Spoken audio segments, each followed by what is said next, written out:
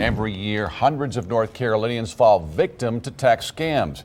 News 13's Caitlin Penner joined us now live. And Caitlin, you spoke with a local tax expert on things to look out for. And he says if it looks fishy, probably is.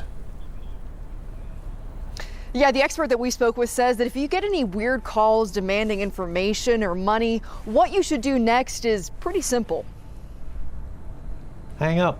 If you get a call from the IRS or Social Security Administration this tax season, chances are it's a scam. The IRS only sends letters. They don't call you. Same with Social Security, won't be calling you. So there's your caution. If you're getting those phone calls, just hang up. Phone calls are just one of the IRS's dirty dozen tax scams, ranging everywhere from phishing to fake charities to fraud involving the people who do your taxes. So what if the IRS really does need to contact you? They say they'll never do that by text, social media, or email. I've been called myself many times. Even Waynesville's tax expert Al Clark has been the target of scams this year. Sometimes they leave messages. Sometimes they'll say, call us back at this number.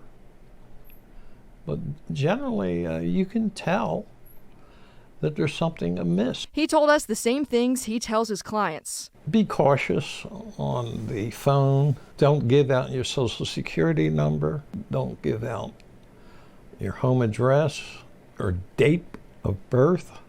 These are things they're trying to get from you. If scammers do get your personal information, they can file your return early and receive your refund sometimes before you even get around to filing. In 2019, data from the Federal Trade Commission shows nearly 1,000 people in North Carolina fell victim to tax fraud identity theft.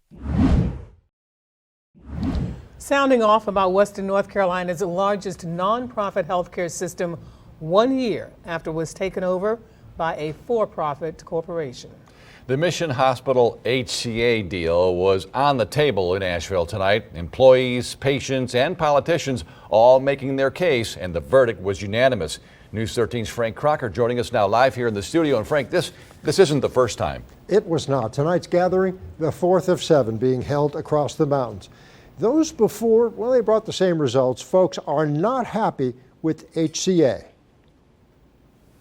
That wasn't the deal we were told about, and it wasn't the deal we made as a community. It started with the politician, State Senator Terry Van Dyne, reading a letter signed off on by her state, county, and municipal colleagues. More than 150 people came to offer feedback to the independent monitor firm Gibbons Advisor. That company's doing a 1-year evaluation of promises made by HCA. Things like guarantees of existing mission services like charity care and rural hospitals. But people in this room shared personal stories that ran counter to any real commitment. They needed to start an IV in the emergency room. There was no IV pump. It took over an hour to get an IV pump to start an IV in the ER. One after the other, they told their tales of trouble, claims of deficient patient care and safety, non-transparent billing practices, physicians being chased away. Every single department in that hospital that is designed to a healthy patient get out and forward to wellness is critically and unethically and inhumanely understaffed. Jennifer Kirby's been a registered nurse at Mission for 15 years. People in the packed room witnessed raw emotion from a woman who says she just wants to help people heal. I used to be really proud of where I worked. I'm not anymore.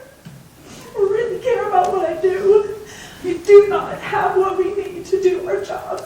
The business side of a for-profit hospital system was also addressed, the bottom line of health care. That's their game, keeping their stock price high. And there's nothing wrong with that. This is the America, as it is. But they got to deliver quality product if they want that. The time of patience in the transition has passed, and the time for real conversations with HCA leadership about these problems has come.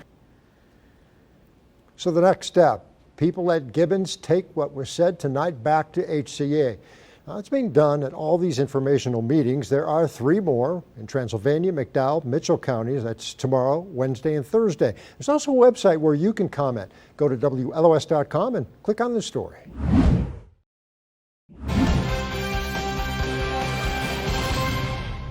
Speedweeks here. Race fans excited, especially after what they saw today with a wild bush clash and a surprise pole winner. Chris Womack is in Daytona and tells us about an unbelievable first day at the Speedway. The Busch Clash should have really been called the Crash today because there was almost as much of that as actual racing on the track.